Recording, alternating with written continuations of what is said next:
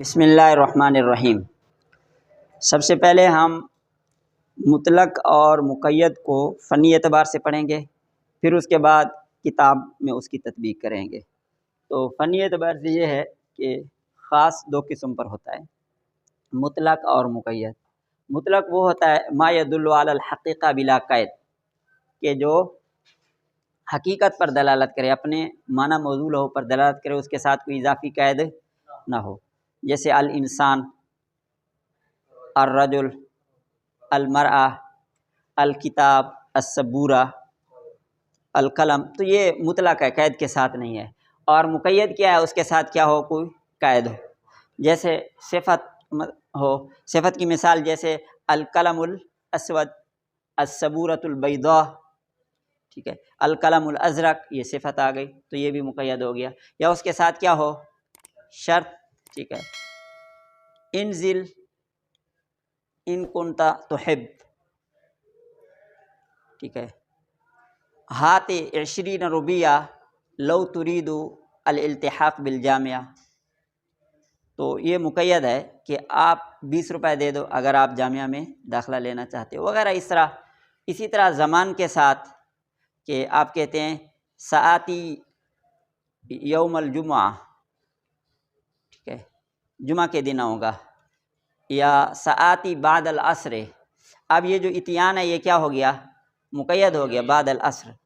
یا سألتکی بکا فی المسجد، تو اب یہ جو لکھا ہے یہ کیا ہو گئی؟ مقید ہو گئی مکان کے ساتھ یا عدد کے ساتھ، جیسے ثلاثۃ قروء، ٹھیک ہے، 20 روپیہ، علیہ 20 روپیہ، تو یہ عدد۔ اسی طرح حال ہے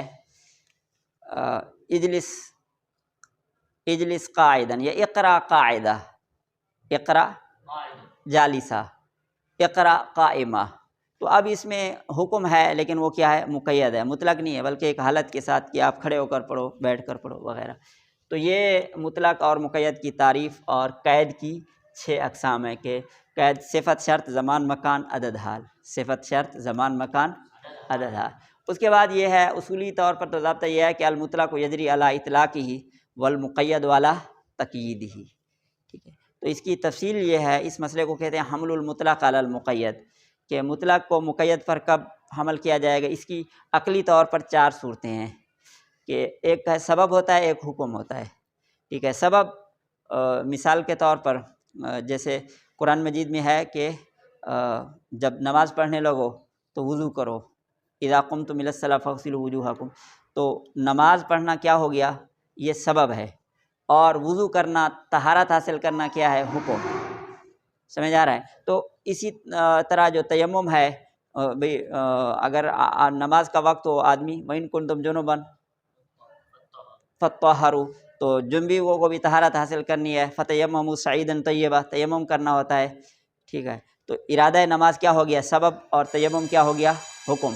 تو سبب اور حکم کی عقلی طور پر 4 صورتیں ممکن ہیں، سبب اور حکم کی عقلاً 4 صورتیں ممکن ہیں، دونوں متحد ہوں، دونوں مختلف ہوں، سبب متحد ہو اور کیا ہو؟ حکم متحد ہو۔ دونوں متحد، دونوں مختلف، سبب متحد اور حکم متحد۔ ظاہر ہے دوسرا تو ایک متحد تو دوسرا کیا ہوگا؟ مختلف۔ دونوں متحد ہوں، جیسے قرآن مجید سورۃ مائدہ کی آیت نمبر 3 میں اللہ رب العزت فرماتے ہیں حرمت علیکم المیتۃ والدم ولحم الخنزیر۔ وہاں پہ دم کیا ہے؟ مطلق ہے، ٹھیک ہے، کہ دم حرام ہے مطلق، خواہ دم مسفوح ہو یا غیر مسفوح ہو۔ لیکن سورۃ انعام کی آیت نمبر 145 میں ہے قل لا اجد فیما اوحی الی محرما علی طاعم یطعمہ الا ان یکون میتۃ او دما مسفوحا او لحم خنزیر۔ تو او دما مسفوحا وہاں کس کا ذکر ہے؟ دم مسفوح۔ تو ظاہر ہے کہ دونوں جگہ سبب بھی ایک ہے، ٹھیک ہے، اور حکم بھی ایک ہے۔ جب سبب بھی ایک، حکم بھی ایک، تو اب یہ جو مطلق ہے یہ کس پر؟ مقید پر محمول ہوگا۔ اس کے علاوہ جو باقی 3 صورتیں ہیں اس میں مطلق مقید پر محمول نہیں ہوگا، دونوں مختلف ہوں۔ جیسے حد سرقہ میں بھی ہاتھ کا ذکر ہے اور وضو میں بھی ہاتھ کا ذکر ہے، تو جو حد سرقہ میں ہاتھ ہے وہ الی الرسخ، یہ پہنچے تک، اور گویا کہ کاٹنا ہوتا ہے، ڈکلائن کر دو، تو وہ جو ہاتھ ہے اس کو پہنچے تک کاٹنا ہوتا ہے۔ اور جو کس میں ہے؟ وضو میں ہے تو وہ ہاتھ کوہنی تک ہے، تو یہاں پہ دونوں کا جو سبب ہے، اس کا سبب ہے سزا اور اس کا سبب ہے نماز پڑھنا، ٹھیک ہے، دونوں کا سبب الگ، حکم بھی الگ، ایک میں دھونا ایک میں کاٹنا، تو جب سبب بھی الگ حکم بھی الگ تو یہ مطلق اپنی اطلاق پر رہے گا اور مقید اپنی تقیید پر رہے گا۔ تیسری صورت یہ کہ کیا ہو، سبب تو ایک ہو لیکن حکم الگ ہو، جیسے تیمم ہے، یہ بھی نماز کے لیے کیا جاتا ہے، وضو بھی نماز کے لیے کیا جاتا ہے، دونوں کا سبب نماز ہے لیکن حکم الگ ہے۔ ایک میں ہے کہ کیا کیا جائے، مسح کیا جائے، اور مسح کتنے، 2 ارکان کا ہے۔ دوسرے میں ہے غسل ہو، دھویا جائے، نہیں، دوسرے میں یہ ہے کہ 3 کا غسل اور 1 کا مسح، 3 کا غسل اور 1 کا مسح، 4 اعضاء ہیں ان کے ساتھ۔ تو اب یہاں جہاں 2 اعضاء ہیں وہاں 4 اعضاء ہیں، تو ایک دوسرے پر وہ نہیں کیا جائے گا، کیوں؟ اس لیے کہ حکم سبب تو دونوں کا ایک ہے لیکن ادھر کس کا ہے، صرف مسح ہے، ادھر مسح اور غسل دونوں چیزیں وہ الگ ہے۔ اچھا، اور تیسری مثال یہ ہے کہ سبب کیا ہو، الگ الگ ہو لیکن حکم ایک ہو، جیسے قسم ہے تو قسم کے کفارہ میں اللہ تعالیٰ فرماتے ہیں فَكَفَّارَتُهُ 10 مساکین من اوسط ما تطعمون اہلیکم او کسوتہم او تحریر رقبہ، یہاں تحریر رقبہ غلام آزاد کرنا ہے مطلقاً، اور کفارہ خطا کے اندر کیا ہے، فتحریر رقبۃ مومنہ، وہاں مومنہ کی قید ہے، تو دونوں میں سبب الگ الگ ہے۔ ایک کا سبب کیا ہے، قسم کھانا، دوسرے کا سبب ہے قتل خطا کرنا، لیکن حکم ایک ہے، ادھر بھی غلام آزاد کرنا ہے، ادھر بھی غلام آزاد کرنا ہے۔